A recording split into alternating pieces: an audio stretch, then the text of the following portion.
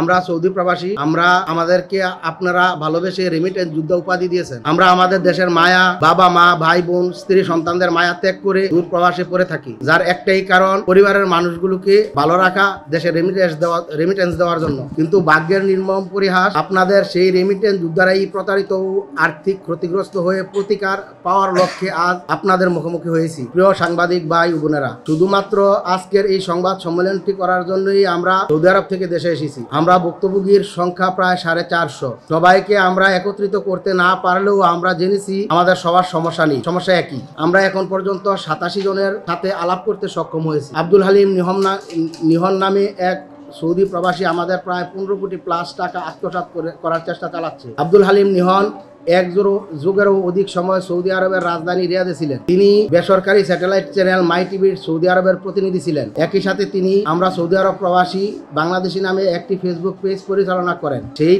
পেজে তিনি নিয়মিত লাইভ করতেন, প্রবাসীদের বিভিন্ন তথ্য সেবা দিতেন এবং অসহায় প্রবাসীদের নিয়ে লাইভ করতেন। অসুস্থদের চিকিৎসা দেওয়া, সুস্থ করে দেশে পাঠানো, প্রবাসীদের হয়ে বিভিন্ন বিষয়ে প্রতিবাদ করা, এরকম কিছু কাজের মাধ্যমে তিনি অল্প সময়ে প্রবাসীদের কাছে খুবই জনপ্রিয় হয়ে ওঠেন। প্রবাসীরাও তাকে বিশ্বাস করতে, ভালোবাসতে শুরু করেন। মূলত তিনি এটিকেই পুঁজি করেন ও কাজে লাগান। প্রিয় সাংবাদিক ভাই বোনেরা, তিনি প্রবাসীদেরকে নিয়ে একটি প্রবাসী পেশাজীবী সমিতি করার ঘোষণা দেন ও কার্যক্রম শুরু করেন, যার নাম দেন ASPB রিয়েল এস্টেট লিমিটেড, যেখানে 3 বছর, 4 বছর ও 5 বছর মেয়াদী মাসিক 100, 200, 300 ও 500 সৌদি রিয়াল করে কিস্তি সিস্টেম করেন। আমরা তাকে বিশ্বাস করে প্রায় 450 প্রবাসী সমিতির সদস্য হই। একই সাথে অনেকেই ইনভেস্টর হয়ে বিনিয়োগ করেন। প্রিয় সাংবাদিক ভাই ও বোনেরা, একই সাথে তিনি পানি নামে একটি ড্রিঙ্কিং কোম্পানি চালু করেন, ইনভেস্টর নেওয়া শুরু করেন এবং সেখানে অনেকেই প্রবাসী ইনভেস্টর হিসেবে যোগ দেন, যার জন্য জন প্রতি সর্বনিম্ন 10,000 রিয়াল করে নিয়েছেন।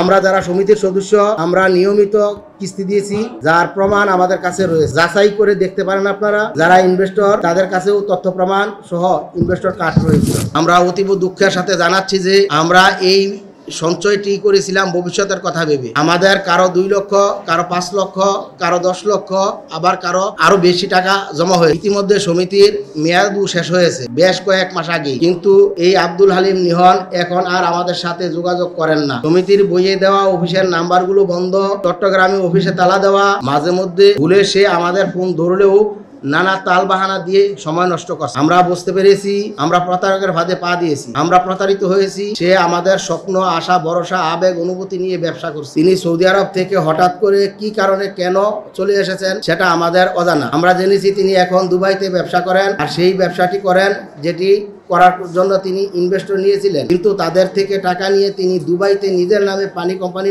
করেছেন বলে আমরা খবর পেয়েছি। প্রিয় সাংবাদিক ভাই ও বোনেরা, আব্দুল হালিম নিহন এই প্রতারক আমাদের কষ্টার্জিত অর্থ দিয়ে দুবাইয়ে আরাম আয়েশে আছেন, নিজের নামে দেশে জায়গা জমি ব্যবসা প্রতিষ্ঠান করছে, আর আমরা অসহায় হয়ে আজ আপনাদের মুখোমুখি হয়েছি। প্রিয় সাংবাদিক ভাই ও বোনেরা, আমরা আপনাদের মাধ্যমে বাংলাদেশের অন্তর্বর্তীকালীন সরকারের সহায়তা চাই। আমরা আপনাদের মাধ্যমে প্রবাসী কল্যাণ মন্ত্রণালয়ের উপদেষ্টার সাথে সাক্ষাৎ চাই, তার হস্তক্ষেপ ও সহায়তা চাই। সকলের আন্তরিকতা প্রচেষ্টায় আমরা আমাদের কষ্টার্জিত অর্থ ফেরত চাই। এই প্রতারকের কঠিন বিচার চাই, যাতে আগামীতে আর কেউ এই রেমিটেন্স যোদ্ধাদের আবেগ নিয়ে ব্যবসা করতে না পারে। প্রিয় সাংবাদিক ভাই ও বোনেরা, আমরা আপনাদের মাধ্যমে আবারও বলতে চাই, আমরা আমাদের এই কষ্টার্জিত অর্থ ফিরে পেতে সরকারের সহযোগিতা, প্রশাসনের মাধ্যমে এই প্রতারককে দ্রুত গ্রেফতার ও দৃষ্টান্ত মূলক শাস্তি চাই। শেষ করার আগে আপনাদের সুবিধার্থে তার পরিচয়, ঠিকানা জানাচ্ছি। আব্দুল হালিম নিহন, পিতা ওবায়দুল হক, বর্তমান ঠিকানা খিল্লাপাড়া, বাটিয়ারি,